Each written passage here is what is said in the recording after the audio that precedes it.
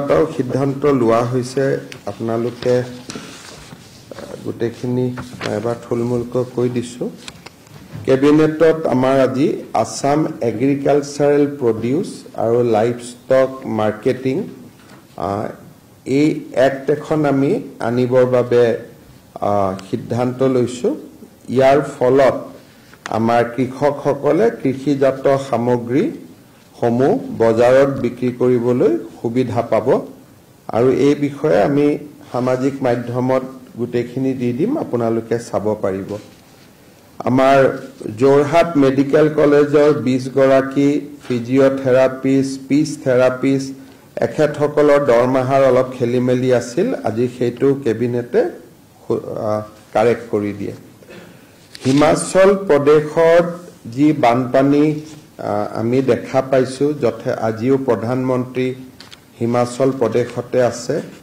আৰু বান সাহায্যৰ তেখেতে তদাৰকি কৰিছে তাৰ অৱস্থা খুবেই বেয়া হিমাচল প্ৰদেশৰ আমি হিমাচল প্ৰদেশ চৰকাৰক অসম চৰকাৰৰ হৈ 5 কোটি টকা আগবঢ়াম আমাৰ মন্ত্ৰী প্ৰশান্ত ফুকন ডাঙৰীয়া ইতিমধ্যে নতুন দিল্লীলৈ ৰাওনা হৈছে কেবিনেটে 5 কোটি টকা হিমাচল প্ৰদেশ চৰকাৰক আগবঢ়াবৰ বাবে বান সাহায্যৰ বাবে আগবঢ়াবৰ বাবে সিদ্ধান্ত লৈছে আজি আমাৰ কেবিনেটে এইবাৰৰ উচ্চতৰ মাধ্যমিক পৰীক্ষাত 80 নম্বৰ বা তাতোকৈ ততোধিক নম্বৰৰ সৈতে উত্তীৰ্ণ হোৱা ছাত্ৰ ছাত্ৰীসকলক একোখনকৈ scooty Banikanta Kakati merit award হিচাপে দিবৰ বাবে সিদ্ধান্ত লৈছে 11250 গৰাকী বেনিফিচিয়াৰী থাকিব তাৰে 6860 গৰাকী ছাত্ৰী হ'ব আৰু 4390 গৰাকী ছাত্ৰ হ'ব আৰু অহা 2 মাহৰ ভিতৰত আমি স্কুটিখিনি বিতৰণ কৰিব পৰা অৱস্থালৈ আহিব পাৰিম এতিয়া আজি কেবিনেটে লোৱা এটা গুৰুত্বপূৰ্ণ সিদ্ধান্ত মই আপোনালোকৰ আগত ক'ব খুজিছো আপোনালোকে জানে যে কেইদিনমান আগতে উচ্চতম ন্যায়ালয়ে নাগৰিকত্ব আইন যেটো 6A বুলি নাগৰিকত্বৰ আইনত যেটো ক্লজ ইনক্লুড কৰা হৈছিল সেই ক্লজটোৰ বৈধতা প্ৰদান কৰি সুপ্ৰিম কোৰ্টৰ সাংবিধানিক বিচাৰপীঠে এটা ৰায়দান কৰিছিল এই ৰায়দানটোৰ উদ্দেশ্য আছিল যে ভাৰতৰ আন ৰাজ্যত বিদেশী নাগৰিকৰ সময়সীমা 1951 কিন্তু অসম চুক্তিয়ে ইয়াক 1971 কৰে অসমৰ কিছু মানুহে ইয়াত আপত্তি কৰি উচ্চতম ন্যায়ালয়ত গোচৰ তৰিছিল আৰু উচ্চতম ন্যায়ালয়ে অসমৰ বিশেষ পৰিস্থিতিত 1971 ৰ সময়সীমাটো বৈধ বুলি ঘোষণা কৰিছিল আৰু আপোনালোকে জানে যে বিষয়টোত যেহেতু অসম চুক্তিয়ে 1971 বুলি কৈছিল উচ্চতম ন্যায়ালয়ে ইয়াক 71 বুলি ক'লে গতিকে সাধাৰণত অসমত ইয়াৰ বিশেষ প্ৰতিক্ৰিয়া নাছিলে কিন্তু সেই ৰায়দানটোতে এটা বিশেষ উল্লেখনীয় সুপ্ৰিম কোৰ্টে মন্তব্য কৰিছিল যে নাগৰিকত্ব আইনৰ 6A তাৰ মানে 1971 আৰু immigrant এক্সপালচন act 1950 both will go hand in hand তাৰ মানে এফালে 71 চনৰ আগলতে অহা বিদেশী সকল ভাৰতীয় নাগৰিক হ'ব ডিম ইণ্ডিয়ান সিটিজেন হ'ব কিন্তু 71 ৰ পিছত অহা বিদেশী সকলক আমি ইমিগ্ৰেণ্টছ এক্সপালচন ফ্ৰম আসাম এক্ট 1950 অনুসৰি অসমৰ পৰা বহিষ্কাৰ কৰিব পাৰি এইটো সংবিধানিক আদালতৰ ন্যায় আছিল ইয়াৰ যেটো মিনিং বা আইনগত যেটো মিনিং আছিলে তাৰ মূল মিনিং এইটোৱে যে বিদেশী ন্যায়াধিকৰণৰ এতিয়া কোনো আৰু প্ৰয়োজন নাই ট্ৰিব্যুনেলৰ যেটো ৰোল আছিলে সেই ট্ৰিবিউনেলৰ ৰোলটো সুপ্ৰিম কোৰ্টে নালিফাই কৰি দিছিলে যে 1971 আগত অহা মানুহখিনিক আমি বৈধতা প্ৰদান কৰিলো কিন্তু 1971 পিছৰ অহা মানুহখিনি আপোনালোকে গভৰ্ণমেণ্টে illegal immigrant expulsion from Assam Act 1950 তাত ব্যৱহাৰ কৰিব পাৰিব এতিয়া যদি আপোনালোকে এটা চাব যায় আমাৰ অসমত বৰ্তমানৰ দিনতো ফৰেনাৰ্ছ ট্ৰিবিউনেল সমূহত 82,000 কেছ পেন্ডিং হৈ আছে আৰু ট্ৰিবিউনেলৰ প্ৰক্ৰিয়াটো এটা যথেষ্ট জটিল প্ৰক্ৰিয়া ট্ৰিবিউনেলৰ পিছত হাইকোৰ্ট যাব সুপ্ৰিম কোৰ্ট যাব এটা দীঘলীয়া প্ৰক্ৰিয়া কিন্তু 1950 চনত অসমৰ বাবে যি এই বিশেষ আইন প্ৰণয়ন কৰা হৈছিল সেই আইন অনুসৰি বিদেশী বহিষ্কৰণৰ ব্যৱস্থাটো অত্যন্ত খৰতকীয়া আছিল আৰু ইয়াৰ মূল মিনিং এইটোৱে আছিল যে সেন্ট্ৰেল গভৰ্ণমেণ্টে এজন অফিচাৰক অথৰাইজ কৰিব আৰু তেও মানুহজনক ইভাকুৱেশ্যন অৰ্ডাৰ দিব পাৰিব যদি মানুহজন বিদেশী হয় তাৰ মানে পুশবেক অৰ্ডাৰ দিব পাৰিব সেন্ট্ৰেল গভৰ্ণমেণ্টে বাই নটিফিকেশ্যন ডেপুটি কমিশনাৰ সকলক ডেজিগনেটেড অফিচাৰ বুলি ঘোষণা কৰিছে কিন্তু যেহেতু আইএমডিটি আহিলে কংগ্ৰেছ চৰকাৰ দিনত খনোৱাল জাজমেন্টত আইএমডিটি বাতিল হোৱাৰ পিছত কংগ্ৰেছ চৰকাৰে ট্ৰিবিউনেল লৈ আহিলে এই আইনখন কৰবাত নহয় কৰবাত পিছত পৰি গল যিখন অসমৰ কাৰণে এখন বিশেষ আইন আছিল কিন্তু এই আইনখন কৰবাত নহয় কৰবাত পিছত পৰি গল সাংবিধানিক বিচাৰপীঠে এই আইনখনৰ ৰিলেভেন্স বা প্ৰাসংগিকতাক আকৌ এবাৰ আমাৰ সন্মুখলৈকে লৈ আহিলে আজি আমাৰ কেবিনেটে এই আইনখন কেনেকে প্ৰয়োগ কৰিব লাগে তাৰ ওপৰত যেটো ষ্টেণ্ডাৰ্ড অপাৰেটিভ প্ৰচিডিউৰ হ'ব লাগে তাক আজি কেবিনেটে ইয়াক এটা প্ৰস্তুত কৰে আৰু এই ষ্টেণ্ডাৰ্ড অপাৰেটিং প্ৰচিডিউৰ মতে যদি ডিসি কোনোবাই জনাই যে মানুহজন বিদেশী বুলি বা বৰ্ডাৰ পুলিচে জনাই যে মানুহজন বিদেশী বুলি বা অন্যান্য সোৰ্সৰ পৰা যদি আমি গম পাও যে মানুহজন বিদেশী বুলি ডিসিয়ে সেই মানুহজনক 10 দিনৰ সময় দি এখন নোটিস দিব he will give a notice to the person to prove his citizenship within a period of 10 days আৰু 10 দিনৰ ভিতৰত যদি তেওঁ যি নথিপত্ৰ দিয়ে তাত যদি ডিসি সন্তুষ্ট নহয় on the day of 10th তেওঁক ইভাকুৱেশ্যন অৰ্ডাৰ পাস কৰিব দিছে যে এই মানুহজনক পুশবেক কৰিব লাগে ভাৰতৰ পৰা আৰু লগে লগে এই মানুহজনক আমি হোল্ডিং সেন্টাৰলৈকে লৈ যাম আৰু হোল্ডিং সেন্টাৰৰ পৰা যি ধৰণে সময়সূচী উলাই বিএসএফ এ তেওঁক বাংলাদেশলৈকে বা পাকিস্তানলৈকে পুশবেক কৰিব সো আজি এই এসওপি খন কেবিনেটে অনুমোদন দিয়ে তাৰমানে এজন মানুহৰ বিচাৰ 10 দিনৰ ভিতৰত সম্পূৰ্ণ হৈ যাব whether he is foreigner or not foreigners কোনো ট্ৰিবিউনেলে সিদ্ধান্ত নলয় ডিসিয়ে সিদ্ধান্ত লব ডেপুটি কমিশনাৰ সিদ্ধান্ত লব and decision will be taken within 10 days যদি এই মানুহজন 12 ঘণ্টা হৈছে অসমত হুমুৱা তেতিয়া হলে চকজু কৰিব নালাগে তেওঁ ডাইৰেক্টলি পুশবেক অৰ্ডাৰ দিব পাৰিব ইফ ফ্ৰেছ ধৰক আজি ৰাতি খুমাইছে আমি আজি ৰাতি উইদিন 12 ঘণ্টাত আমি ধৰিছো তেতিয়ালে 10 দিনৰ নোটিছখনো দিব নালাগে তেওঁক লগে লগে আমি পুশবেক কৰিব পাৰিম আজি কেবিনেটে বিদেশী বহিষ্কাৰৰ ক্ষেত্ৰত এটা ঐতিহাসিক সিদ্ধান্ত গ্ৰহণ কৰে সুপ্ৰিম কোৰ্টৰ সাংবিধানিক ন্যায়ালয়ৰ জাজমেন্টৰ ওপৰত ভিত্তি কৰি আজি কেবিনেটে অসমত প্ৰথমবাৰৰ বাবে ট্ৰিবিউনেলৰ ব্যৱস্থাটোক বাইপাস কৰি আমি ইমিগ্ৰেন্টছ এক্সপালছন ফ্ৰম আসাম এক্ট 1950 আমি ব্যৱহাৰৰ বাবে সিদ্ধান্ত লৈছো ইয়াৰ ফলত বিদেশী বহিষ্কৰণৰ প্ৰক্ৰিয়াটো ক্ষিপ্ৰ হ'ব, তড়িৎ গতিত কৰিব পৰা হ'ব। এজন মানুহক বিদেশী বুলি বৰ্ডাৰ পুলিচে সন্মুখলৈকে লৈ অহাৰ পিছত ডিসি আৰু ডিসি মানে এডিসিও, ডিসি অৰ এডিসি তেওঁলোকে 10 দিনৰ ভিতৰত সিদ্ধান্ত দিব পাৰিব। সিদ্ধান্ত দিয়াৰ পিছত আমি কোনো এম্বেসিক যোগাযোগ কৰিব নালাগে, আমি ডাইৰেক্টলি তেওঁক ইভাকুৱেশ্যন কৰিব পাৰিম। We will be able to evacuate them from Assam.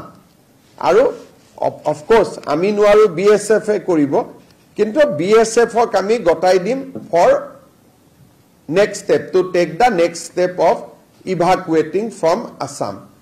এই সিদ্ধান্তটো এটা মই ভাবো যে ঐতিহাসিক সিদ্ধান্ত আজি অসম কেবিনেটৰ, আৰু এই সিদ্ধান্তই বিদেশী নাগৰিক বহিষ্কাৰৰ প্ৰক্ৰিয়াটো খুব তৎকালীনভাৱে নিষ্পত্তি কৰাত সহায় কৰিব।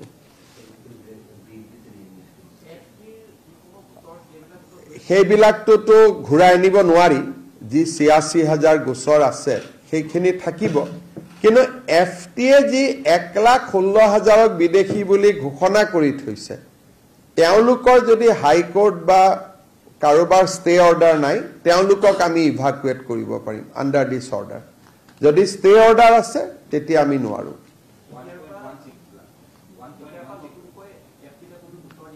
এতিয়া আমি আৰু FTA লৈ নতুনকৈ একো গোচৰ নিদো।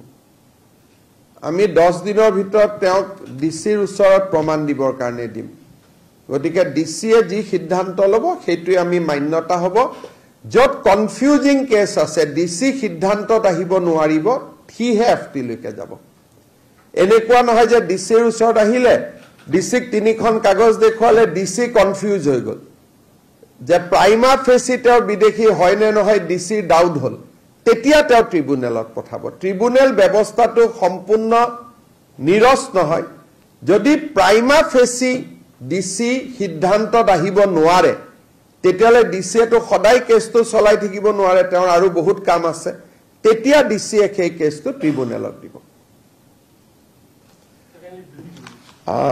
While upholding clause section 6A of Citizenship Amendment Act, Supreme Court, through the constitutional bench, has clearly indicated that the government of Assam is free to use the Immigrant Expulsion from Assam Act 1950 to detect and deport foreigners. Under this act, the Deputy Commissioner is empowered by the central government to evacuate any person who is, in the view of Deputy Commissioner, is considered to be a foreigner. Today, State Cabinet has come out with a standard operative procedure to implement the act in letter and spirit. Under the new SOP, Deputy Commissioner will give 10 days time to the suspected person to prove his citizenship.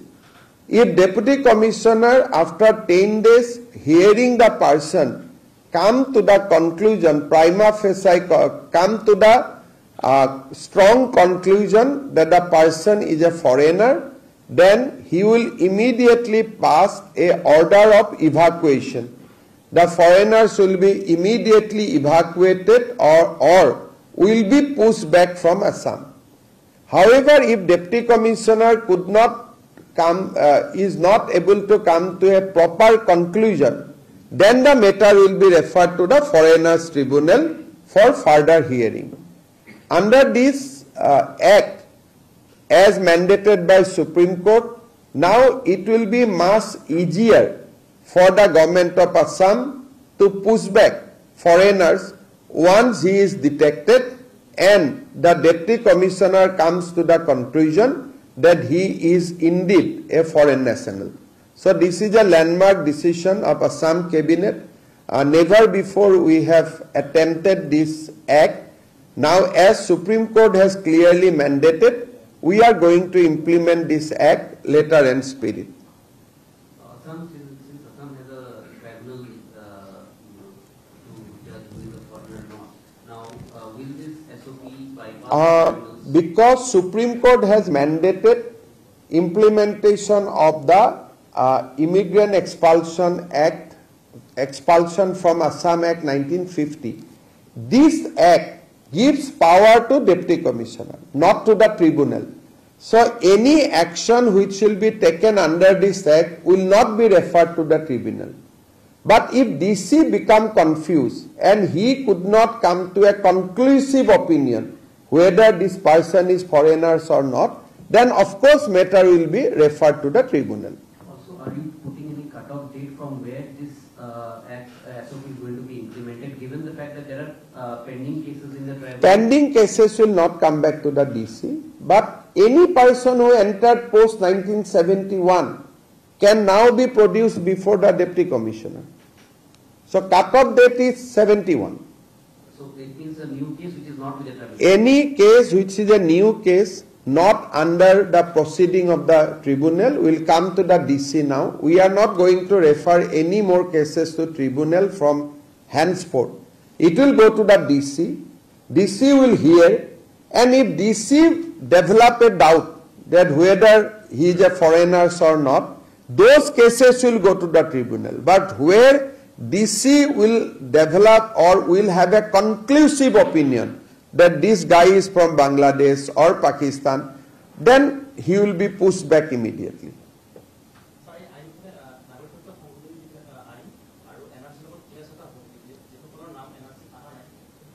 ইয়াত আৰু এক্টত কোনো NRC টেনআৰসিৰ শব্দ নাই NRC থাকিলেও যাব না থাকিলেও যাব এইখন আইনৰ লগত এনআৰসিৰ কোনো ৰেফাৰেন্সও নাই এনআৰসিৰ কোনো সম্বন্ধও নাই আৰু উচ্চতম ন্যায়ালয়ে ইতিমধ্যে কৈছে এনআৰসিত নাম থাকিলেও নাথাকিলেও বিদেশীয়ে যদি বিদেশী বুলি প্ৰুভ হয় তেওঁ যাব লাগিব সুপ্ৰিম কোৰ্টে কেইদিনমান আগত আৰু এটা জাজমেন্ট দিছে যে এনআৰসিত নাম থাকা মানে তেওঁ স্বদেশী নহয় মেবি তেওঁৰ ক্লেইম এটা হ'ব মোৰ এনআৰসিত নাম আছে কিন্তু গভৰ্ণমেণ্টে যদি প্ৰুভ কৰিব পাৰে যে তেওঁ এনআৰসিত নাম থাকিলেও এও বিদেশী এনআৰসিত নাম সোমোৱাটোৱে ভুল আছিল বেলেগ বাপেকৰ নাম নিজৰ বাপেক বুলি কৈছিলে তেতিয়া সুপ্ৰিম কোৰ্টে আৰু এটা জাজমেন্ট কেইদিনমান আগতে দিছে যে এনআৰসি খন তেওঁৰ সেফগাৰ্ড নহয় এনআৰসিত নাম থাকা মানে তেওঁ 100% ভাৰতীয় নুবুজায় এইটো আৰু এটা বেলেগ এটা জাজমেন্ট কিন্তু এইখন এক্টত এনআৰসি সোৱা নোসোৱা কোনো কথা নাই ডিসিয়ে যি সিদ্ধান্ত লব সেইটোৱে ফাইনাল আপোনালোকে এখন পঢ়ি লব অনলি এক পেজৰ এক্ট হয় মাত্ৰ 6টা ক্লজ আছে তাত ক্লজ এটাই যে ডিসিয়ে যাকে ফৰেনাৰ্স বুলি ভাবে তাকে পুশবেক কৰিব পাৰে Do you think that this SOP that you have adopted now is going to take forward Assam's push in terms of the pushback which is already been followed in the state? We have pushed back almost 30,000 foreigners by now. So I think the pushback data has reached to 30,128. In how many years? This is a data, I am not dividing it into years. The total pushback from Assam so far is 30,126. Since 71? No. These are all recent data. So you don't. This is a data. I am not giving any year. For it is a data since we are implementing this. So now this data can be 10 years, 5 years, 2 years, 6 months, 2 months. This is a data. Where from I have not collected that, but in next press conference I can share with you. So far, pushback from Assam is 30,128. But after this adoption of SOP, the number will be increased significantly. আজি এটা কেবিনেটে approve কৰি দিছে কালি মাইনুটছখন সহি কৰিম পৰখি notification উলাব বা চথা দিনা উলাব another 7 days 3 days 4 days law department ত যাব এবাৰ ভেটিং কৰিব যিখিনি সময় লাগে আৰু কেবিনেটে এপ্ৰুভেল কৰাৰ পিছত অৰ্ডাৰ এখন উলাওতে 6 দিন 7 দিন লাগে কিমান দিন SOP খন এতিয়া মই টুইটাৰত দিয়ে দিম তাৰ কন্ডিশন এইখিনিয়ে মই যেটো দিছো যিখিনি একদম simple thing identification of illegal foreigner if the district commissioner receives some information from the police or any other sources that the person is suspected to be an illegal immigrant he will direct the person to produce evidence of his citizenship within 10 days. If the district commissioner finds that the evidence submitted by the suspected illegal immigrant is not enough satisfactory to prove his citizenship of India, he will record his opinion in writing, identifying the person to be an illegal immigrant, which shall consist of a concise statement of facts and finding thereof with reason. Then he will issue expulsion order. এখন supreme কোর্টে আইন বনাই দিছে, আমি supreme কোৰ্টৰ মতেহে কৰিছো। আৰু সৰু খুৰা সুপ্ৰিম কোৰ্ট নহয়, সাংবিধানিক বিচাৰপীঠ 6 জন বিচাৰাধিপতি ন্যায়াধীশে একে লগ হৈ দিয়া জাজমেন্টটো আমি ইমপ্লিমেন্ট কৰিছো। আমাৰ নিজৰ অৰ্ডাৰটো নহয়, এখন সংসদত হোৱা এখন আইন। সৰ্বানন্দ সোণোৱাল গোচৰতে কৈছিল যে ট্ৰিব্যুনেল নাই, এতিয়া আপোনালোকে এখন আইন মতে বহিষ্কাৰ কৰিব পাৰে। কিন্তু লগে লগে সেন্ট্ৰাল গভৰ্নমেন্টে ফৰেনাৰ্স ট্ৰিব্যুনেলখন লৈ আহিলে। সেইকাৰণে আমাৰ সেই জাজমেন্টৰ এফেক্টখিনি কংগ্ৰেছে তেতিয়া নালিফাই কৰি দিলে। কোনেও গমো নাপালে তৰুণ গগৈ চৰকাৰৰ দিনত খুব সুন্দৰ কৰি ট্ৰিব্যুনেলৰ ব্যৱস্থাটো আকৌ লৈ অহা হ'ল। ট্ৰিব্যুনেলটো সুপ্ৰিম কোৰ্টে নোহোৱা কৰি দিলে, IMDT নোহোৱা কৰি দিলে, ফৰেনাৰ্স ট্ৰিব্যুনেল বুলি সেন্ট্ৰাল গভৰ্নমেন্টে ৰুলটো এমেন্ড কৰি ট্ৰিব্যুনেলখন লৈ আহিলে। তাৰমানে ট্ৰিব্যুনেলৰ ব্যৱস্থাটো চলি থাকিলে। এইবাৰ সুপ্ৰিম কোৰ্টে ফাইনেলি কলে যে অসম চৰকাৰে ট্ৰিব্যুনেলৰ যাব নালাগে বুলি কোৱা নাই, অসম চৰকাৰে এই আইনখন ব্যৱহাৰ কৰিব পাৰে। জাস্টিস সূৰ্যকান্তৰ দিয়া এটা judgment on behalf of the majority. গতিকে ইমান দিনৰ এটা প্ৰক্ৰিয়া এটা যে উইদাউট ট্ৰিব্যুনেলত নোযোৱাকৈ এক্সপেল কৰিব পাৰি, সেইটোৱে আজি এটা মান্যতা পালে। আৰু এটা আজি অসম চৰকাৰৰ এটা ঐতিহাসিক সিদ্ধান্ত। আৰু ই হাইকোৰ্ট সুপ্ৰিম কোৰ্টো হ'ব নোৱাৰে, কাৰণ this is a judgment of constitutional bench. আৰু এখন কনষ্টিটিউচনেল বেঞ্চ নোহোৱালৈকে this is the law of the land. গতিকে এই আইনখন বদলাবৰ কাৰণে 6 জনীয়া বিচাৰপীঠ এখন লাগিব। 6 জনীয়া নহয়, 6 জনীয়া জাজমেন্ট দিছেতো 7 জনীয়া লাগিব। গতিকে এক প্ৰকাৰ this is the law of the land as of নাও।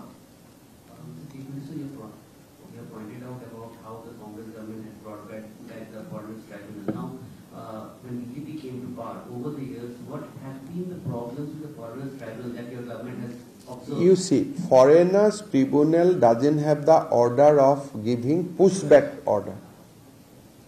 When a person is detected as a foreigner, we have to inform Ministry of External Affairs. Then they will talk to the Bangladesh. Bangladesh has to accept the person as a foreigner. So far, Bangladesh has accepted only 466 people.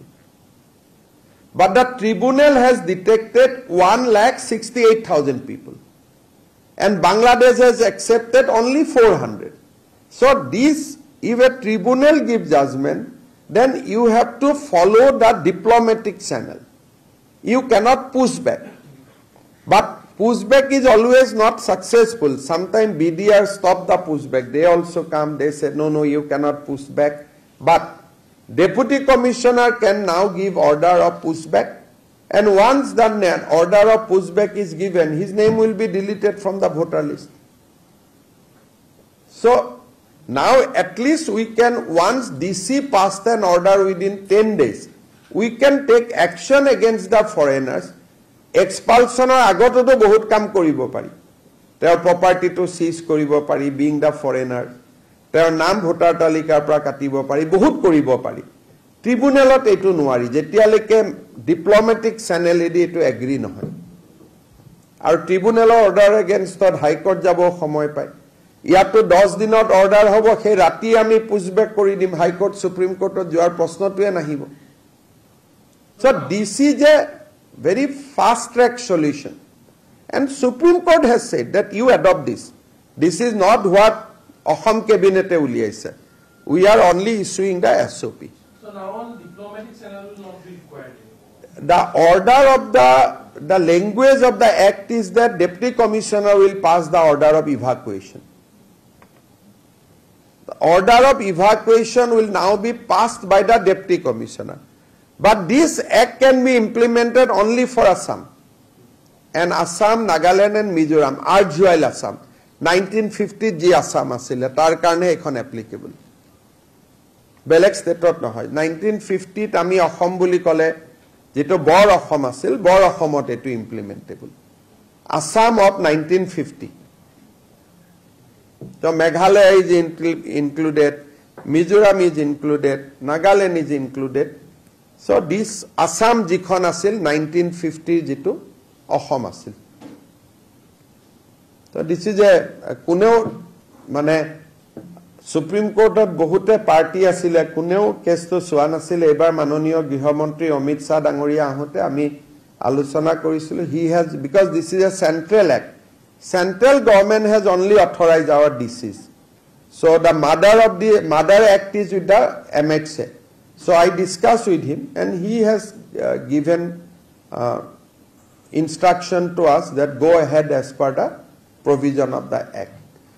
The betrayal jetia etu eta Congress dangor biswaghatakota korisil jodi apunaluke Sarbananda Sonowaল judgment sai tat operating order ot asil je tribunal is quashed within 3 মাহ kuneo protest no koile Congress brought back the tribunal agot naam to asil IMDT kori dile foreigners tribunal niyom mote tetia সেই order jodi nahileten a ekkhon mote expel holeten. So they have somehow sabotaged implementation of this act in that point of time. Supreme Court amak kole tumaloke kyo rokhi asa, why not you are implementing this? Ami to badha dia nai, tribunal khon central government e bonaise, but central government to Supreme Court or uporot nohoy. So this is a very good judgment, one should read it. Eti ami 10 dinor bhitorot hisab nikas kori pelabo pari. Pushback kiman সম্ভৱ হ'ব নহ'ব বাংলাদেশেও তো আৰু এনে pushback কৰিলে লব নলব আছে কিন্তু at least they will be declared as a foreigner. আৰু আমি pushback ও ভাল কৰি আছো যোৱা কালিও 18 জন কৰিছো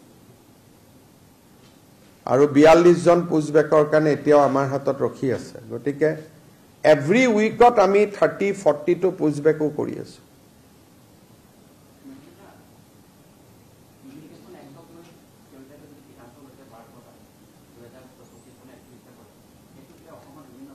হেতু লইতো 12 জনৰ কাৰণে আৰু কি কমেন্ট দিব এপ্লাই কৰিছে 12 জন আপোনালোকে এটা কথা বুজি চাব যে অসমৰ বঙালী হিন্দু মানুহ 1971 ৰ আগত অহা নহলে সুবিধা পাই তেওঁলোকে কি এপ্লাই কৰা নাই সিএ খনটো আজি আইন হয় দেশৰ আইন হয় দেশৰ আইন হোৱা সত্ত্বেও 12 জন বঙালী মানুহে এপ্লাই কৰিছে তার মানে কি যে বঙালী মানুখেনি মনত কনফিডেন্স আছে যে আমি ভাৰতীয় আমি কি এপ্লাই কৰিম গটিকে বিতৰ্কটোৱে প্ৰাসংগিক নহয় যদি তেওঁলোকে ভয় খালেহেঁতেন তেওঁলোকে তো সিএত আবেদন কৰিলেহেঁতেন সিএত আবেদনে 12 জন হৈছে আন্দোলন কৰা মানুহ 500 জন বিদেশী বুলি এপ্লাই কৰা মানুহ 12 জন এটা গুটেটো ম্যাথমেটিক্সটোৱে নিমিলে নহয় গটিকে ভাৰতৰ আন জাগাত এই আইনখন সিএৰ প্ৰাসংগিকতা আছে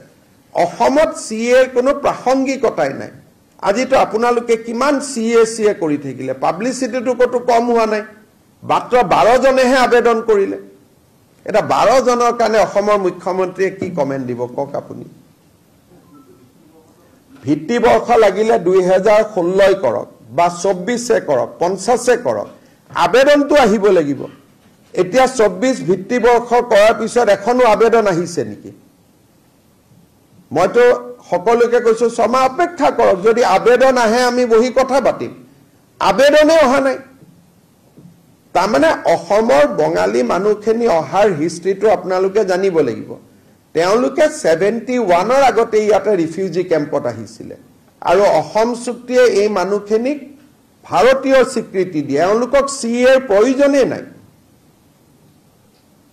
সিএৰ প্ৰয়োজন থাকিলেহে আমি আলোচনা কৰিম আমি তো এডভাৰটাইজও কৰিছো যে কোনে কোনে সিএত আবেদন কৰে কৰক বুলি কোনেও নকৰে কান পৰিলে বাংলাদেশৰ গাঁওখনৰ নাম দিব লাগে এটা বঙালী হিন্দু মানুহজনে গাঁৱৰ নামেই নাজানে গতিকে তেওঁ ক'ৰ পৰা দিব সেইকাৰণে এইটো এটা বিতৰ্কৰ কোনো কথা নাই কাৰণ যদি 1 লাখ মানুহে আবেদন কৰিলেতেন 1.5 লাখে আবেদন কৰিলেতেন তেতিয়া আমি কথাটো পাতো 12 জন মাত্ৰ শহীদ কেইজন হৈছিলে 5 জন আৰু 12 জনৰ ভিতৰত আবেদন গ্ৰাহ্য হৈছে 3 জন তাৰমানে যিমান মানুহৰ মৃত্যু হল সিমান আবেদনে গ্ৰাহ্য নহল গতিকে সিএৰ আন্দোলনটো বা এইটোক লৈ যিমান প্ৰশ্ন কৰা হয় ইয়াৰ প্ৰাসংগিকতাটো অসমত নাই সকলো আইনৰ প্ৰাসংগিকতাটো সকলো ৰাজ্যতে নাথাকেতো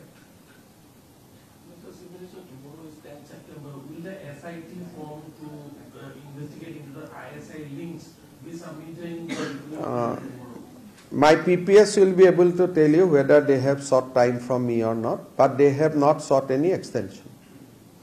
The SIT has not sought any extension.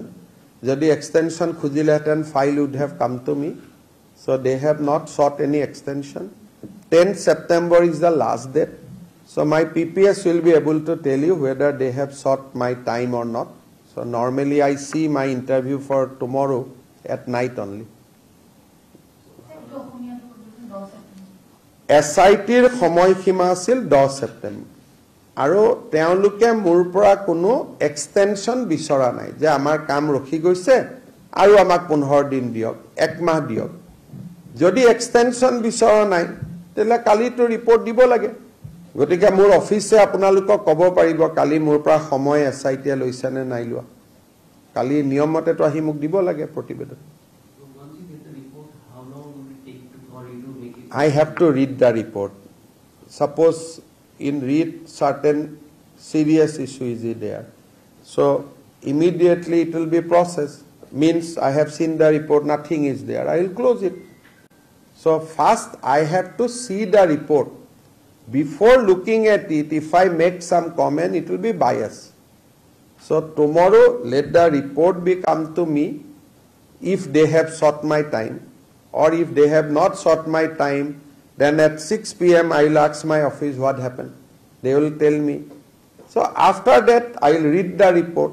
Then after reading the report, if I think it is very serious, I might have to talk to Prime Minister, I might have to talk to Home Minister, or if not serious, then there will be different procedure. So first I have to read it. Before reading it, I cannot make any comment. But as SIT has not sought time for extension, so basic conclusion is that tomorrow they definitely they are going to give the report to me or to the Chief Secretary, either way. हाँ कोई लगे तो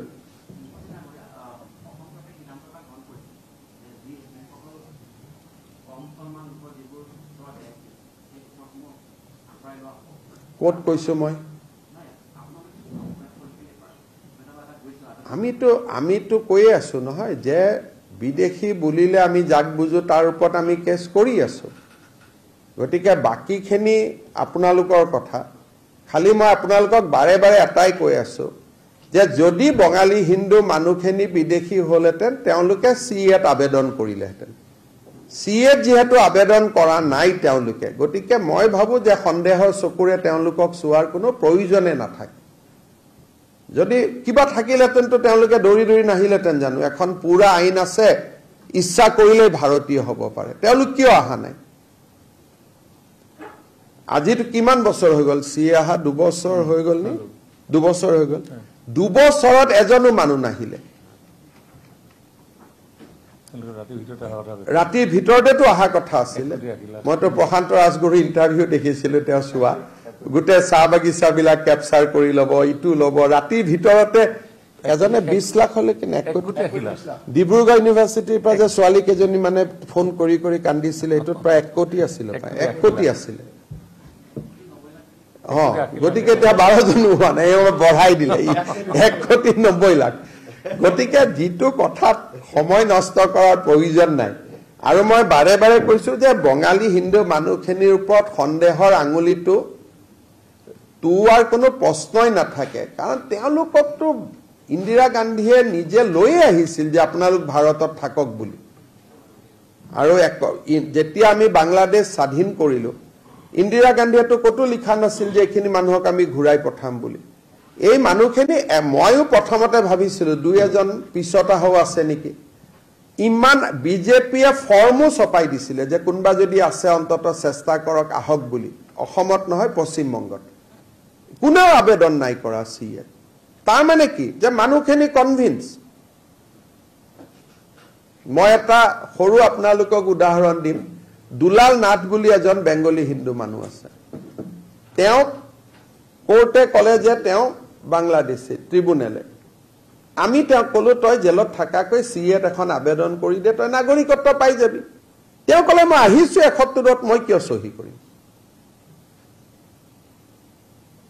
আজিও বিদেশী চাপটোলৈ তেওঁ ঘূৰি আছে কিন্তু তেওঁ সহি নামাৰে যে মই যেটা আহিছো ৭১ত মই কিয় মই ক'ৰ পৰা জানিম বাংলাদেশৰ কোন গাঁও আছে মোৰ দেউতা মৰি গল মইতো বাংলাদেশৰ গাঁৱৰ নামেই নাজানো এটা মই ফৰ্মখনত কেনেকৈ লিখিম বাংলাদেশৰ গাঁৱৰ নামটো এই ফৰ্মখনো সিএৰ কমপ্লিকেটেড হয় তাত বাংলাদেশৰ গাঁৱৰ নামটো লিখিব লাগিব সেইকাৰণে মই ভাবো যে বেংগলী হিন্দু মানুহখিনি 2 বছৰ হল সিএত এখনো আবেদন কৰা নাই তাৰ মানে বুজা যায় যে তেওঁলোকৰ বিশ্বাস আছে যে তেওঁলোক ভাৰতীয় বুলি সেইকাৰণে আমি এটোলৈ অযথা বিতৰ্ক কৰি লাভ নাই কিন্তু যদি 1 লাখ 1.5 লাখে আবেদন কৰে আমি নিশ্চয় কথা পাতিম many people from Assam regularly goes to Nepal for treatment. Given that the situation in Nepal is very alarming since yesterday, are you going to set up a pipeline? You do not ask me certain developing question because these are questions to be answered by the MEA. These are very developing situation. One of my comment can create even it might put our Indian people at risk. So I think we should refrain from commenting on a developing situation. Pradhan Mantri Dangoriyar আপোনালোকে জানে যে তেখেতে 13 তাৰিখ 4:20 বজাত বিমানবন্দৰত আহি উপস্থিত হ'ব 5:15 তেখেতে ভূপেন হাজৰিকা ডাঙৰীয়াৰ ভাৰতৰত্ন ভূপেন হাজৰিকাৰ জন্ম শতবাৰ্ষিকী অনুষ্ঠানত যোগদান কৰিব এই অনুষ্ঠান 1 ঘণ্টা 15 মিনিটৰ হ'ব আৰু এই অনুষ্ঠানৰ হাইলাইটস হৈছে প্ৰায় 1200তকৈও অধিক শিল্পীয়ে 18 মিনিট ভূপেন হাজৰিকা ডাঙৰীয়াৰ বিভিন্ন 14টা গান তেওঁলোকে একেলগে গাব অলপ প্যাৰাগ্ৰাফ আৰু অনুষ্ঠানটো খুব আকৰ্ষণীয় হ'ব সেই অনুষ্ঠানতে ভূপেন হাজৰিকাৰ এখন বায়োগ্ৰাফি আমি উদ্বোধন কৰিম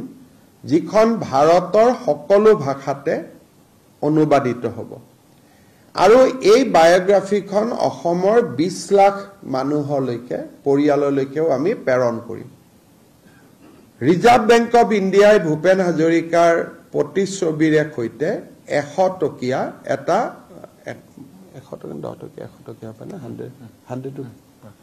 100 rupeesৰ এটা কইন উলিয়াইছে মই অলপমান কাৰেক্টেড ষ্টেণ্ড কাৰেক্টেড 10 টকীয়া হ'ব পাৰে 100 টকীয়া হ'ব পাৰে মই যাতে ভুল ন দিবেদি থোৰা চেক करके बता ভূপেন হাজৰিকা ডাঙৰীয়াৰ প্ৰতিচ্ছবিতে সৈতে তেওঁলোকে প্ৰকাশ কৰিছে ইতিমধ্যে মিনিষ্ট্ৰি অফ ফাইনেন্সে তাক নটিফাই কৰিছে এই মুদ্ৰাটো প্ৰধানমন্ত্ৰী ডাঙৰীয়াই উদ্বোধন কৰিব 1 ঘণ্টা 15 মিনিটৰ অনুষ্ঠান সামৰি 1 নম্বৰ গেষ্ট হাউছত প্ৰধানমন্ত্ৰীয়ে নিশা কটাব 14 তাৰিখে 11 বজাত তেখেত মঙ্গলদৈত উপস্থিত হ'ব মঙ্গলদৈত তেখেতে Darrang medical college nursing college আৰু জিএনএম স্কুলৰ আধাৰশিলা স্থাপন কৰিব 567 crores তাতে তেওঁ নাৰেংগী আৰু কুৰুৱাৰ মাজত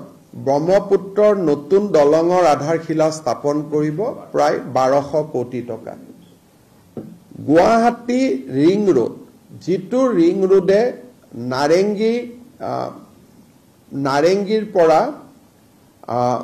जोराबाद হৈ বাইহাটা চাৰিআলিৰ পৰা কুৰুৱা হৈ গোটেই গুৱাহাটীখনক এটা আৱৰ্তৰ ভিতৰলৈ লৈ আহিব, ৰিং ৰোড এটা নিৰ্মাণ কৰিব, 4,500 কোটি টকাৰ প্ৰজেক্ট, এই প্ৰজেক্টটোৰো শিলান্যাস কৰিব।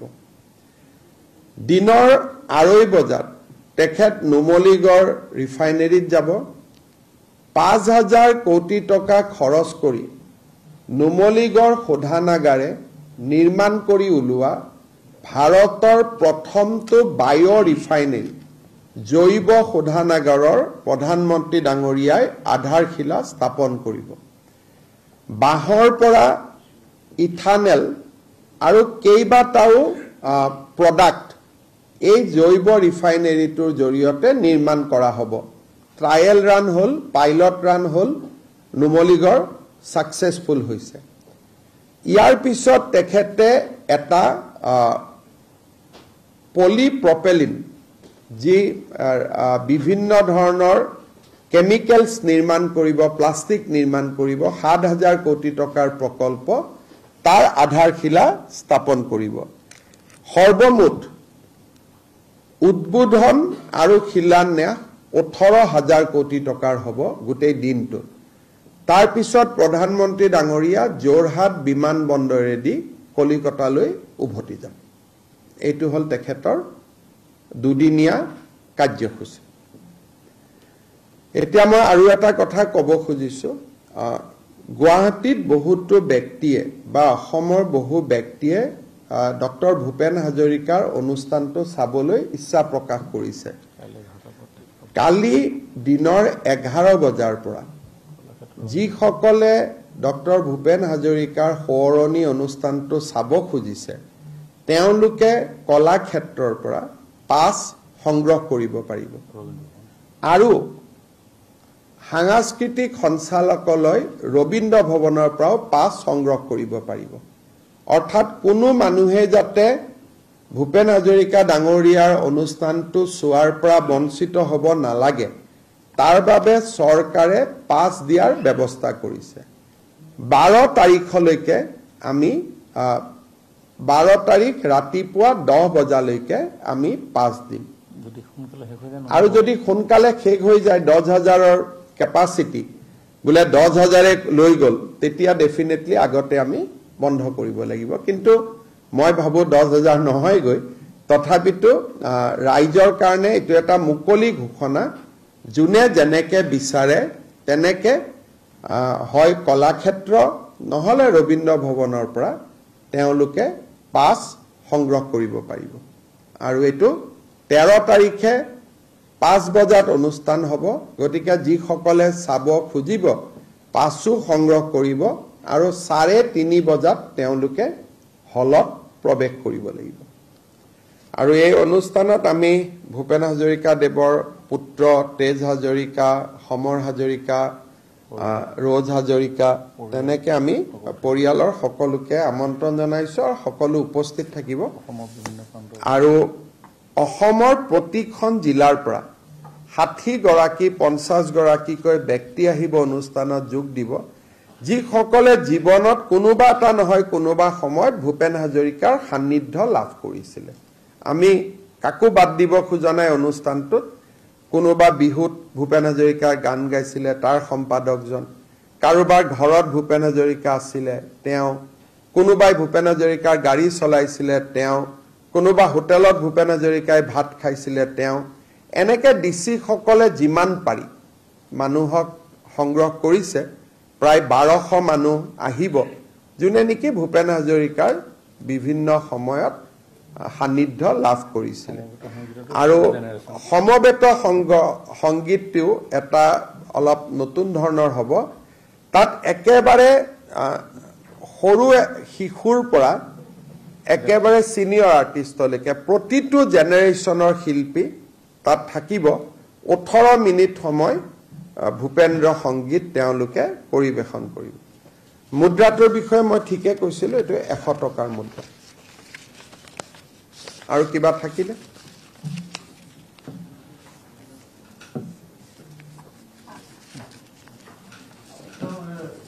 राहुल गांधी के बाद दुकान फिर एटम बम, अभी हाइड्रोजन बम लेके आ रहे हैं। देखिए, काल पूरा असम प्रदेश ने भूपेन हजारिका का बर्थ सेंटिनरी ऑब्जर्व किया। प्रधानमंत्री जी ने इनका ऊपर लेख भी लिखा। गृह मंत्री अमित शाह जी से लेकर हमारे पार्टी के अध्यक्ष जेपी नड्डा तक सबों ने भूपेन हजारिका का जो कंट्रीब्यूशन है इस कंट्रीब्यूशन को एक्नॉलेज भी किया, याद भी किया। लेकिन राहुल गांधी में पहले नहीं बोलते थे, लेकिन अभी Rahul Gandhi leader of opposition है। He is holding a constitutional post. Rahul Gandhi ने एक शब्द भी भूपेन हजारिका जी का बारे में नहीं लिखा। यह अत्यंत खेद का बात है। सारे लोगों ने कुछ ना कुछ लिखे, लेकिन Rahul Gandhi being the leader of opposition, Rahul गांधीये एटा शब्द भूपेन हजारिकार नामत जुआकाली निलिखिले और भूपेन हजारिकाक स्मरणो नकरिले। यदि राहुल गांधी एमपी एजन हलतेन मैं ये विषय उल्लेखो नकरिलेतेन, किन्तु विरोधी दलपति भूपेन हजारिकाक बीजेपीये रुमंथन करिब एनेकुवा নহয়। नन पलिटिकल और सकलोरे भूपेन दा। राहुल गांधी बीइंग द विरोधी दलपति तेखेते भूपेन हजारिकाक स्मरण नकरातो अहोমৰ राइज अत्यंत दुखित और क्षोभित। गतिके मैं अहोমৰ राइजर फिलिंग्सটো आपनालोকক कलो। बाकी वो हाइड्रोजन बम में लाके न्यूक्लियर लेके हमारा कुछ फर्क पड़ने वाला उसमें नहीं है। वो एक कार्टून है, कार्टून ही बना रहेगा।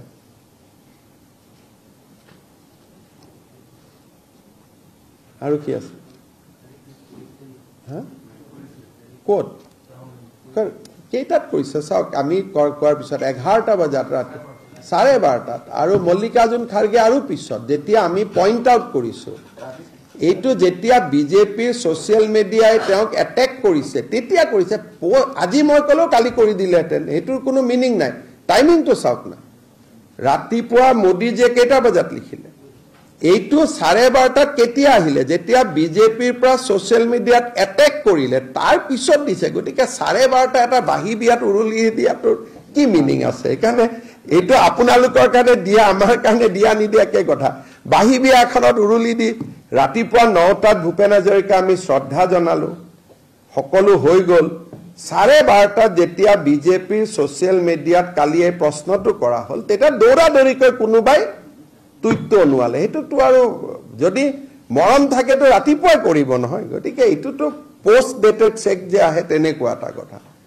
সেইকাৰণে এইটো আপোনালোকে টুইট বুলি কৈছে কাৰণ আপোনালোকে ৰাহুল গান্ধীক ভাল পায় কাৰণে উলিয়াইছে। যোনে যাৰ থাকিব এইটো ৰাতিপুৱা 8 বজাতে 8:30 বজাতে দিব।